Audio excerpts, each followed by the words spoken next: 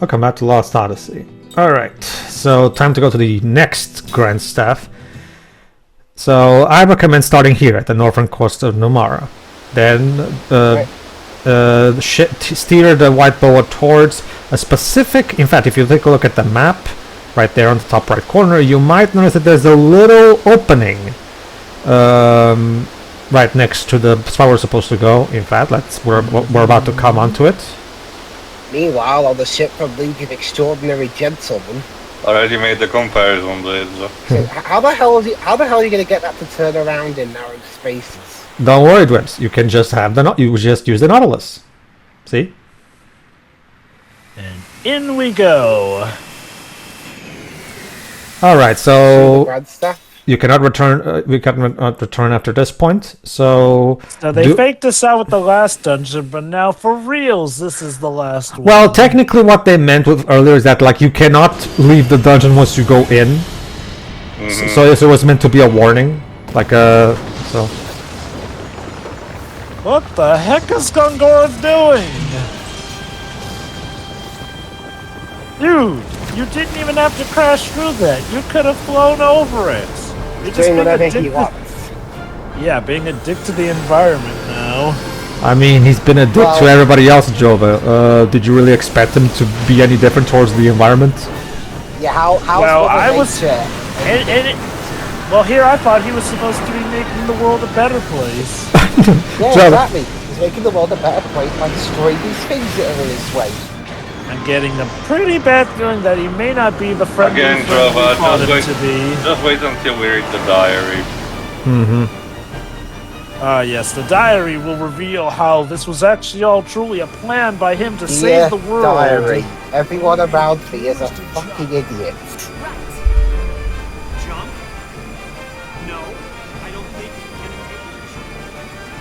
What?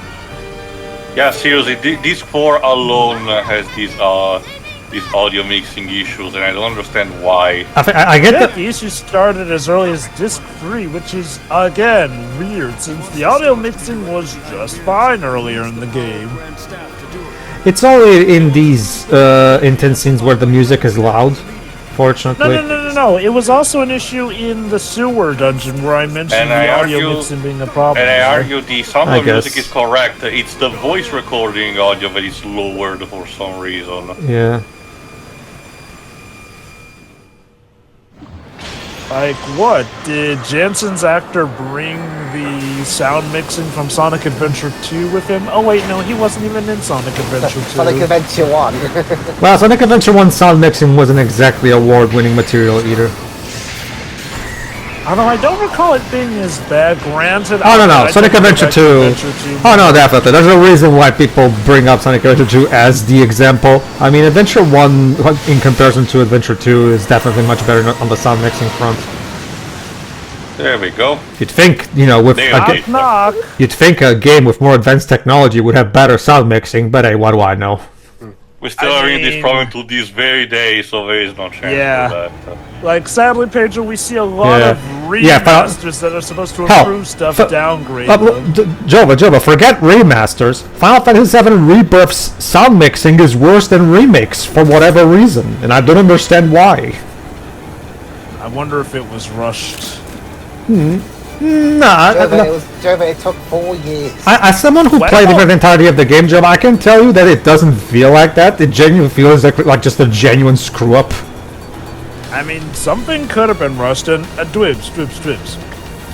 You want to know another game that had a few years behind it? Sonic Forces.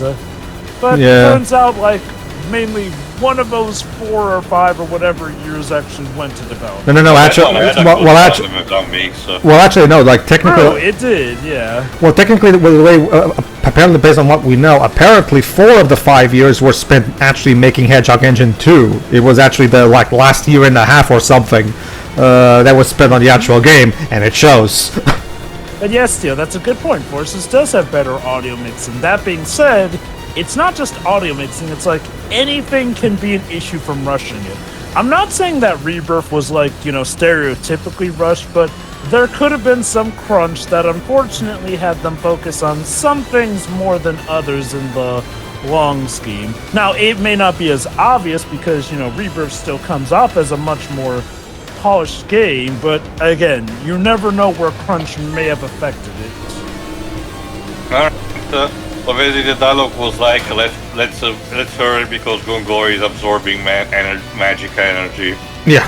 Which really does beg I the was going to say meth there for a second. Which really does beg the question, if we couldn't beat him before, how are we going to beat him when he's even more Jesus powerful Christ, now? Websy just made me think. What would stone off his guest Gongora would be like, considering how he is normally? Dr. Seed Okay, Dr. Seed from Final Fantasy 12. I guess so. Okay. I mean, Okay. like again, have any of you tried to listen again to the voice acting? Oh yeah, I have. For him. Don't worry, I know. I love the voice Okay. acting in Final I Fantasy should 12. point out, it does depend on which drug we give him. Like, some drugs soothe and mellow people out. Other drugs make people act all hyper. Methamphetamine, you know, it's tend to be used by truck drivers in order to stay awake. So yeah. Gongora on meth. We might be doomed. Okay. And I don't even mean from his power, just from how much his mannerisms would probably just kill us all with the overacting and cheese. You'll kill us all, Gongora! You'll kill us all! I Again. know, isn't it great? Whee! That's actually God, that he's on actually speed. that actually sounds like something he would say. And plus with this film and, you know, being a Sakaguchi product, it wouldn't be too out of place as a, you know, a Kefka homage. I mean, the entire process of the creation of a character of Kefka in universe is not that much different because it was, you know, a person that was, you know, fully experimented on by the Magitech of the Gestalt Empire. Alright, At so least he came up with a sense of humor for it. Of course. alright, so in this particular grand staff, we're going to have to push some switches to open up some things, and later on we're going to have to deal with a rotating platforming, a rotating elevator gimmick. You know, I have to wonder if Kefka was basically Square's answer to the Joker when you think about it. Might be not. It's also, you know, the difference in intent because, you know, Ted Woolsey applied to him, you know, give him a bit more personality with some puns and everything. But, you know, True. the murderer's personality was there to begin with. If you look at how he's written in the Dissidia games, he's written pretty much like Mark Hamill's Joker, in a lot of Well, ways. to be fair, as even Tio has mentioned, like, even the Japanese side of Square liked his take on Kefka, so they pretty much ran with the localized personality of Kefka. That's not what I meant whatsoever, but sure. I was talking to Pedro. Yeah. That's not what I was going for with that. Whatever. Me neither. Whatever. The point is, press here.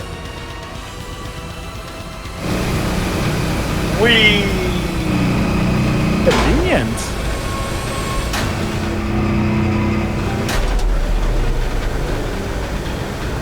Gongora, why did you design it to be this complex? Wouldn't The a best- simple stairway have done? The better question is why not? If you're going to be an evil megalomaniacal tyrant, I mean, what's the fun of it if you don't have like this incredibly complicatedly constructed evil-looking fortress? But Gongora, my dear, peaceful friend, this violates Wait. so many safety health code regulations. What did you just call him? Our peaceful and good-loving friend. Remember, guys, he's all doing this for the greater good. The greater The good. greater good, right. What on earth? That thing in the middle looks like some kind of lift. I bet we could use that to go up. Oh, and here I was worried we might have to go up an endless flight of stairs. That's perfect. Gongora should be in the control room. Let's go up in this lift. And So- then it turns out the twist is that he's not in the control room, but actually standing on top of the spire at the tippity top of that tower like Neo Metal Sonic and Sonic Heroes. So basically we have to find the control room. No, look out! Find Yes, the it can't be computer this- room. Well, Thanks, Vector. there's no computers in here, so that won't work. I mean, Well, okay, wow, that's a well, little okay. too Technically, futuristic. I mean, technically there are computers, but the room we're looking for is not with computers. Okay. Beautiful that they turned Gungora's boss theme into pretty much the theme for this final dungeon. Yeah, basically. Which does leave one wondering what's going to be his ultra final super villain boss theme. Oh, don't worry, Drova, you'll hear that eventually. We'll get there. Alright, so now you have to you can either rise the left or rotate left and right. The main point is to, of course, get to the top. What you're supposed to do is supposed to try and raise the platform, but the problem is you have to be in the specific position. You'll be able to see this for yourself in a few moments. Also, I think you're supposed to unlock the part of a mechanism first, like you did the part of basement. I actually forgot. I don't think I think I can rise it at least once right now. Well, let's see after the battle. I'm always ready. Good to know. Indeed. Alright, let's turn tail.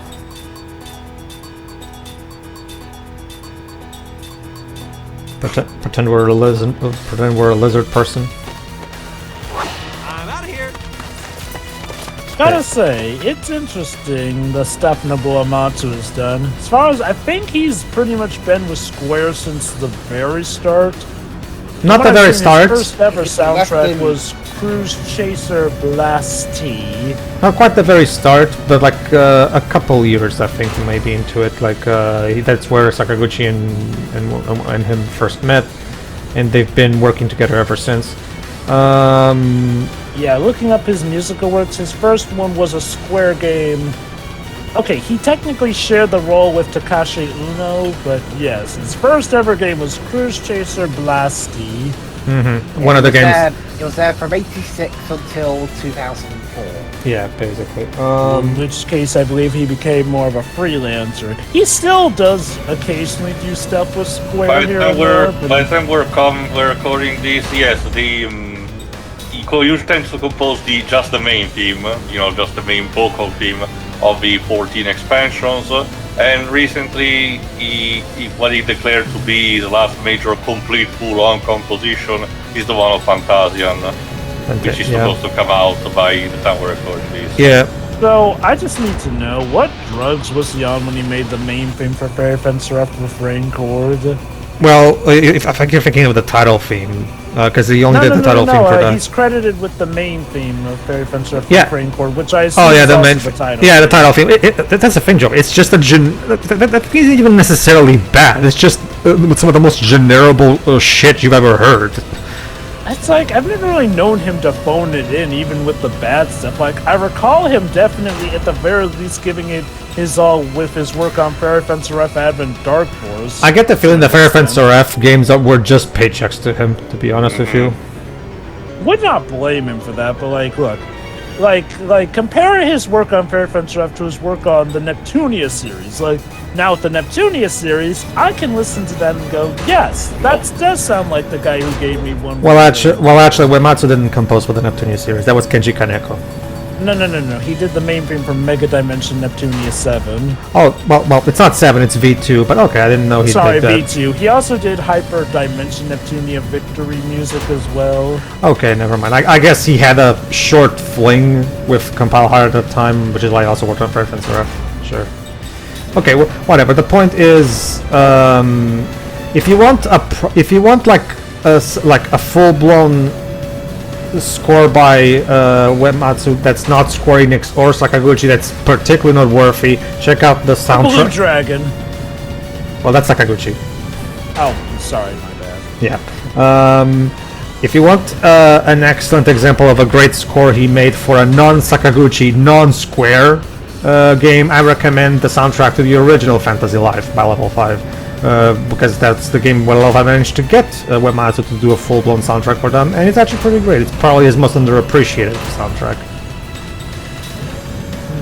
He's not returning for the new one, but they'll probably get Level 5 will probably just use one of their in-house composers for it.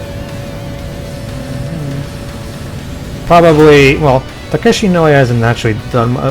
okay, he did the sound direction for Ni no Kuni 2, but I don't think he hasn't composed anything since White Knight Chronicles 2. But they could also get Ray Kondo to do it, probably. I guess we'll see. He did do the music for Wonderflick, apparently. Oh yeah, well that's the thing, Joe, but that game got cancelled, so that ended up going nowhere. Well, he is still credited for that, so I wonder if out there lies a full soundtrack.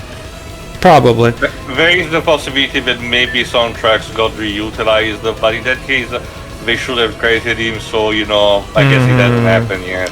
The thing is, Jova, what happened at that point in time is that because Ni no Kuni 1 bombed in Japan, combined with the crossover also not selling as much as both Capcom and Level 5 expected, Level 5 at the time was trying to, maximize their profits as much as they could, which is why Wonder Flick was going to be their first major cross-platform RPG, where it was going to be releasing on everything, and it was going to have cross-play and cross-save with everything, with all your platform, basically. And that didn't turn out well. Well, no. Eventually, Jova, Ni no Kuni 1 came out in the West, and it was a big success in the West. So Wonder Flick got cancelled, so they could just make Ni no Kuni 2 instead, since that's what they actually wanted to make.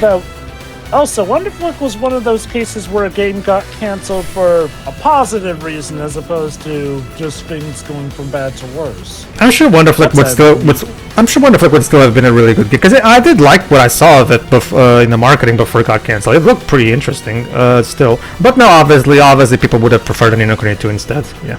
No. Like, I'll say, it's actually a nice spin to have a game be cancelled because of a positive reason, like a net positive, as opposed to, just, oh, how unfortunate. Exactly. I recall some footage of Wonder Flick. I don't remember too much of it, but I do recall being interested in it. But I am glad we got Ni no Kuni 2 instead, I'll admit.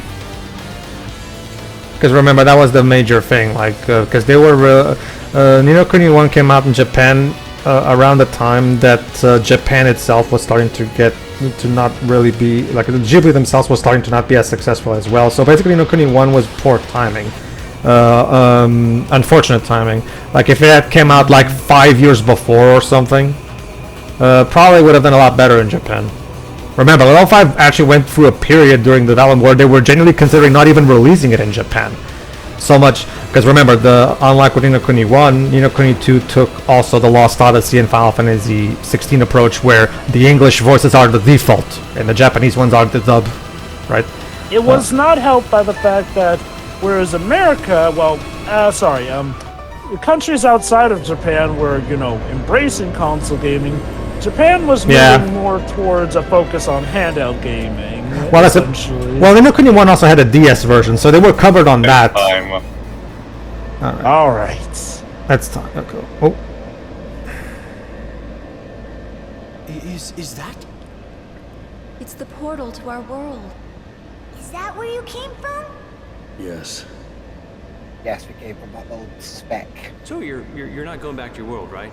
I mean, I'm not telling you what to do, but just are you still deciding? No. In my heart, I already decided. I shall be in both worlds at once. Is that even possible? Doctor Who could do it. Didn't Doctor Who kind of break the rules of his species a lot? Multiple times. I don't know if that was part of the script or if he improvised, but I do like Jensen's supportive stance of just I'm not telling you what to do. I just want to ask. He'll abide by whatever she decides. You know what they say: if you love something, you have to be willing to let it go. That hurts. What the heck is that? It looks like an electrical force field. It is a magic barrier, I believe. We need to shut this down. We can't force our way through.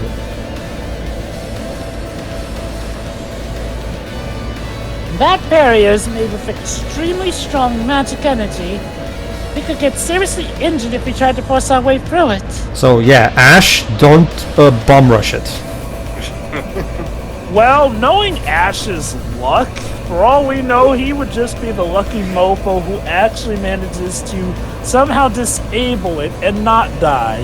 Let's never forget, he has tanked attacks from Pokemon better than legendary Pokemon have. Don't worry, Jova. Even if he dies, all we have to do is just cry really hard and he'll come back to life, so we're fine. No, you fool. That's only for specifically when he's turned to stone. For reasons that I have yet to understand. Anyway, Read the book to get the context. well, technically no, it was for kids that came up with the flimsy justification we see in the dubbed version, because the Japanese version of that movie doesn't even bother to try to explain I it. think nobody's talking about the novelization. I don't know if Oh, okay. I wasn't Yes, even. there was one. I've read the novelization. Oh, I wasn't even aware that was a Novelization novelization. Huh. Basically, the novelization includes a prologue talking about how the world was destroyed, but then Pokemon's tears helped revive it, essentially. Oh, that one was also, there was a throwaway line about that. I think Pedro was questioning why a double psychic attack from Mew and Mewtwo will turn someone to stone. Well, That too. Legendaries just be weird like that. Well, that is weird too, but I was mostly focusing on the tears themselves, obviously.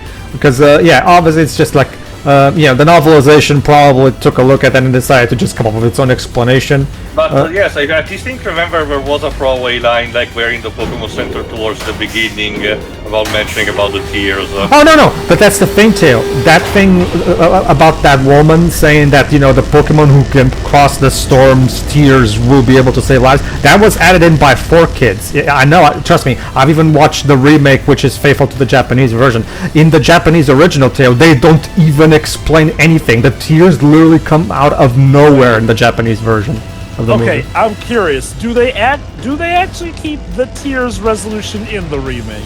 Yes. Pretty sure, Joe, but yeah, I think so. The remake is even the English dub of the remake is more faithful to the original Japanese, even though they still were cowards and still didn't keep Mew being an asshole like he was, but whatever. The tears thing in Evolution, that's the name of the remake, Mewtwo Strikes Back Evolution. The tears thing comes out of nowhere, even in the English dub. Alright, for the dialogue, in case you didn't notice, Seth just had a guess that in order to, destroy effectively the generator unit for the magic barrier, the team needs to split and has to destroy both side generators at the same time. Again, this is a remnant from some Final Fantasy games like 5 where you need to do this shit, except this is very weird. Like, I get the thing they just really wanted a final level where they split up the party again. It's for the sake of trying something different for this dungeon. I can buy that, why not? I'll take this over fucking sewer mazes. But yeah, it's funny you mentioned 4 kids. Like, again, 4 kids were not perfect. In fact, it was one of their own flaws that would spell their doom. But I do have to give them credit. Like, when they were at their peak, they actually did try to give us, admittedly the best experience that they thought would give it to us. Which was mainly in sometimes even commissioning new footage just to help give better context to things in some of the Pokemon movie dubs. To this day, I'm still convinced that what happened with the first movie was Takeshi Shuda wrote the movie, and then he wrote himself into a corner. He wrote, and it would be so cool if Mewtwo and Mew both kill Ash.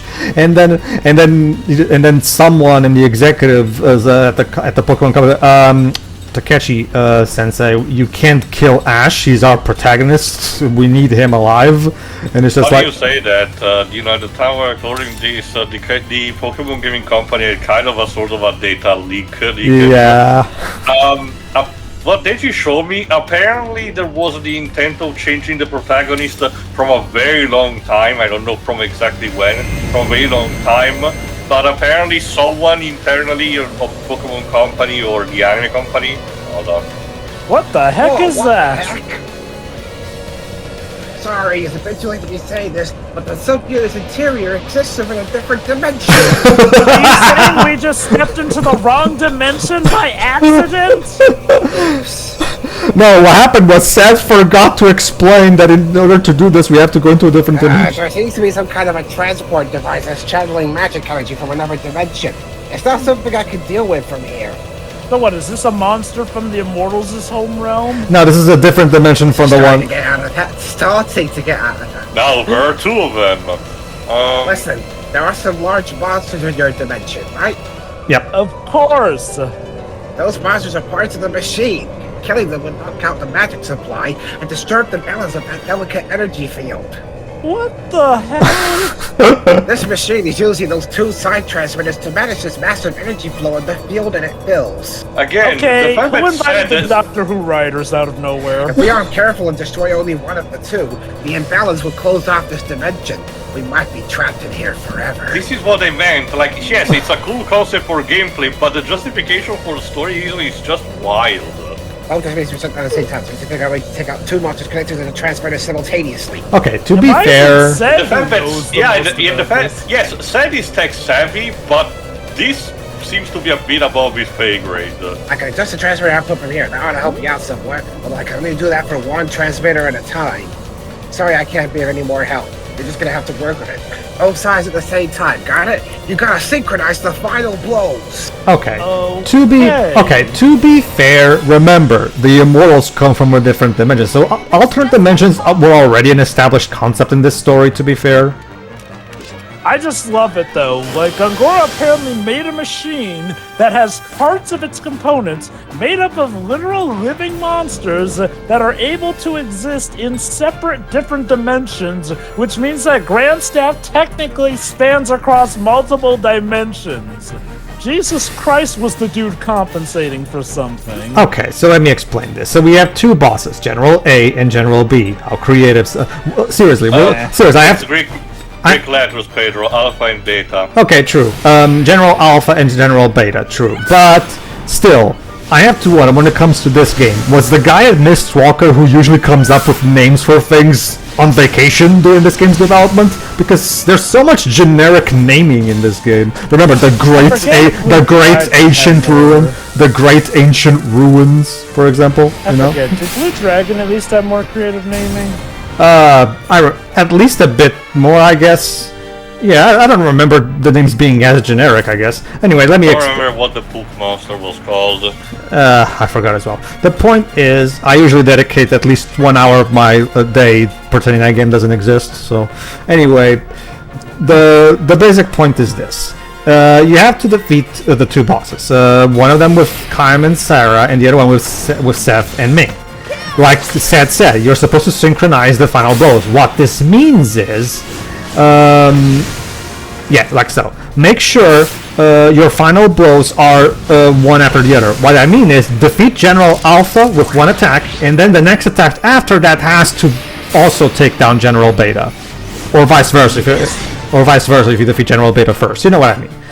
By synchronizing, they mean make sure the two final blows come one after the other. That's what he means. Go on, Jola. Also, I see that there's some stuff you can do well in this part of the field, but so I'm guessing that if one goes down but the other doesn't, the other revives. Yeah. Nova, it's game over. It's game over. Like Seth said, the result, this charger will have them trapped forever there. There you go. Now I have to defeat General Bait in in this turn. Well, kudos to the game for not. Again, it's the same thing that happened in 5. Of the idea that if you did not kill the one of the two bosses at the same time, the tower you were in collapsed. And you were done. It's okay. One attack from Seth and plus one forces should be enough. In fact, there you go. Seth's attack was enough. There you go.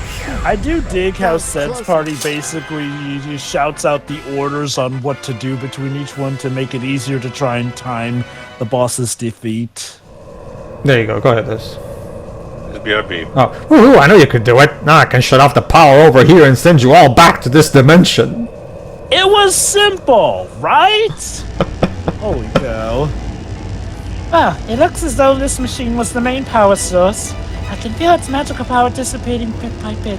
Guys, can we please just reflect on the fact that we were fighting across literal dimensions?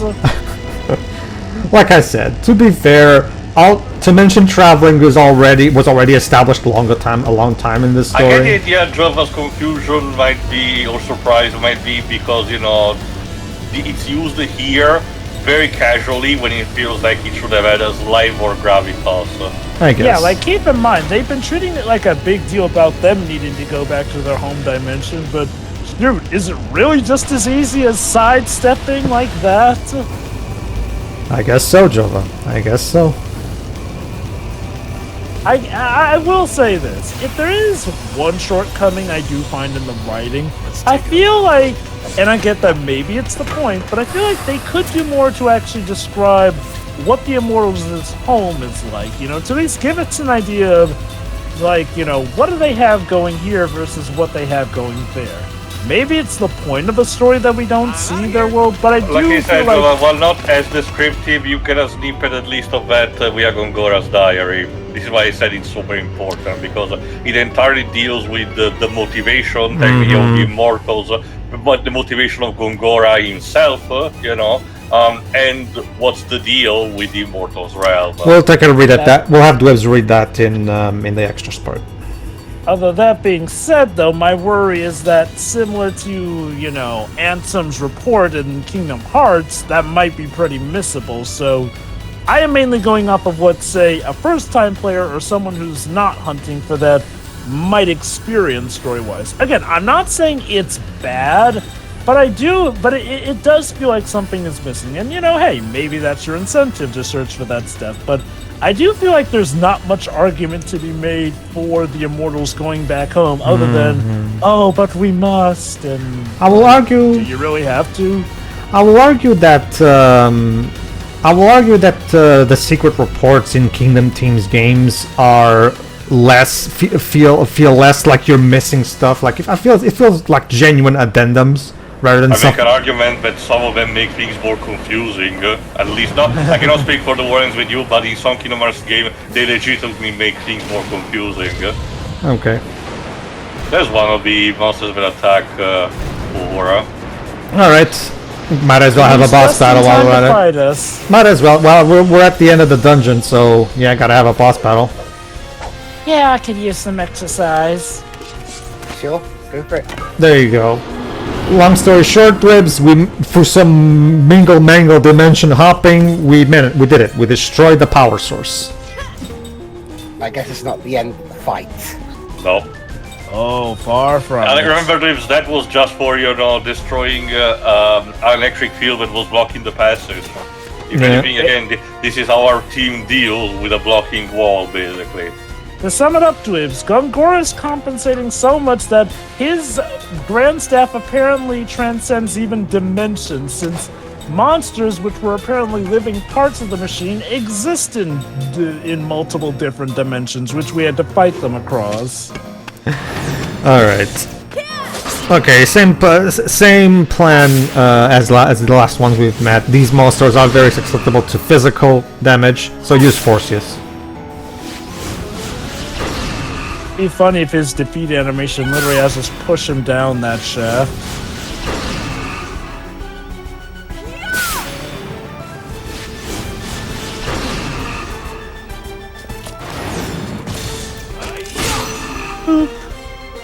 Sonic Quick!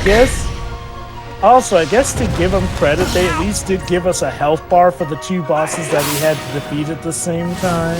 Well, remember, so all the bosses do have their health bars on display. You don't even need to use a Libra type thing or anything. I'm not seeing his health bar. Yeah, so Pedro, when you select there you the go, target, right there. it's there. Oh, when you select the target. Okay. Yeah, whenever you're selecting a target, it shows you the life bar. I guess the difference is like with the last boss fight, they showed the health bar regardless. They do it this way so that the UI won't feel cluttered. Because remember, we also have the PGC bar on there. So for the sake of not having another bar to, they're trying to keep clutter to a minimum, basically. I guess, obviously they made an exception for that boss fight since it's integral to defeat them at the same time. That's also why they had the so little HP to begin with. Yep. Because they're like two halves of one boss. It's not so much about the difficulty of the bosses themselves, it's more so about good timing on your part. Big timing. Is that the only attack you have, my dude? Yes. I wonder, is this guy just desperate? He looked even weak coming against us, unless he just knows that we killed He literally entered from, just woke up from the test tube that he was in, Jova. Give him a break. I'm putting him on fraud alert. Alright, and Khan takes the finishing blow. Come on, fall back. Fall back. Remember, Joe, it's not a shaft. It's part of the test tube he was in.